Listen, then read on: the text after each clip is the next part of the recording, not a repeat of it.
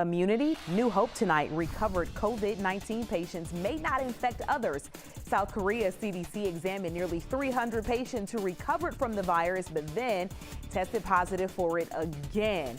Researchers say the virus traces appear to be dead, not alive.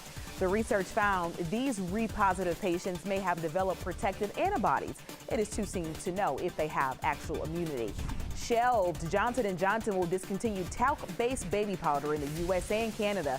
The company says demand for the product declined because of, quote, misinformation about the safety of the product. Numerous lawsuits have claimed the baby powder causes cancer. Johnson & Johnson continues to deny those allegations.